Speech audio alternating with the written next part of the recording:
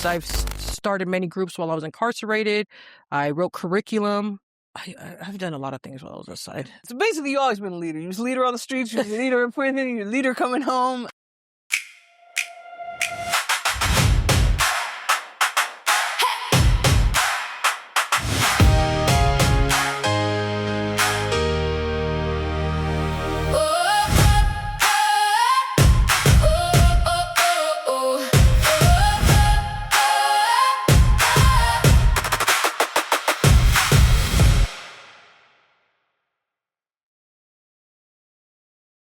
Yeah, the steps I took to transform myself and to keep that humility in the heart that I have was one, God.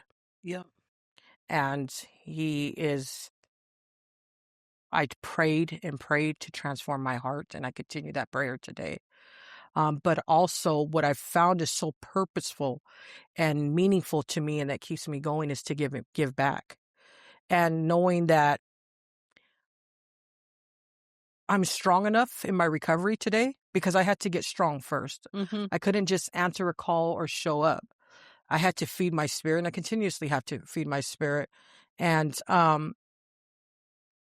relying on my higher power, but also making sure that I'm full and making sure that I'm taking the time that is needed for myself to continue with my growth.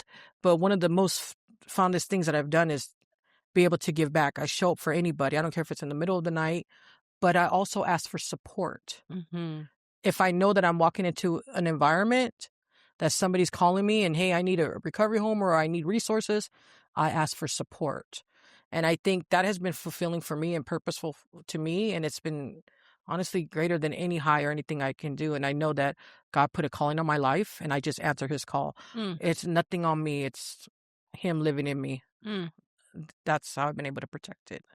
So I met you, maybe like 10 months ago? You were pretty fresh home, and it's been amazing to get to know you, but also see you grow, even in your own leadership. But like, what has shaped you as a leader? You're definitely a leader. I appreciate that.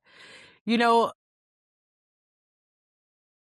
that's a good question. So I'll answer it past tense and today. Okay. You know, and no kudos, no glorifying my crime, but my crime was committed. There was 5 of us, and I was the head. Mm-hmm. I had this voice inside of me and this power inside of me because I felt like I had to be the strongest. I had to prove that I was going to make it. I was the baddest because I just had that. And so my sister always tells me, you know, Trancita, you could lead a whole group of people to committing crimes and going to prison. And I think while inside, I used my voice and my ability to stand strong and be tough, but it was such a negative way. Mm-hmm. So what I did was, once I prayed, we have transferable skills. How can I apply this in a positive way to use my voice to stand up for what's right, to help the population inside? Like, we're not getting our canteen, we're not getting our unlocks, we're not getting our water breaks, we're not getting out the gate. And so I just went and said, I always could advocate in a negative way and get what I wanted. Mm-hmm. So both working on myself and healing on myself, that's when I found the transferable skill. And I was able to apply it and to use it and just soar with that. And that's how I became IAC and running groups and all of these things inside. Yeah. What is IAC in the groups? Okay, so IAC is Inmate Advisory Council. So you're voted in by your peers. Okay. And so you're like the advocate and the voice for the housing unit you're in, which I had 264 in my unit. So my job was to advocate for the rights of the incarcerated population, to work with the staff. And if they weren't getting something, then it was my job to find out what we have coming and what we don't. And when we don't, like, let's make this happen. Also, facilitating groups. I've started many groups while I was incarcerated. I wrote curriculum.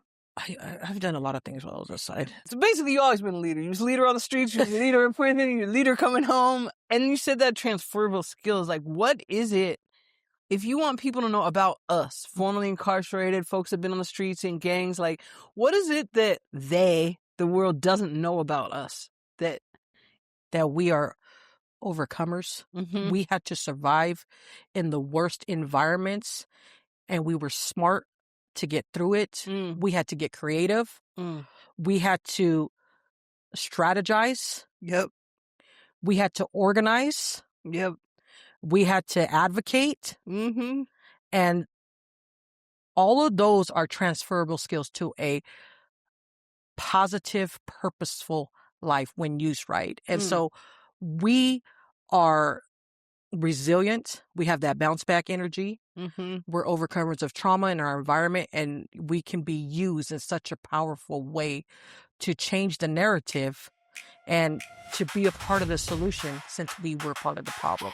We know the answers.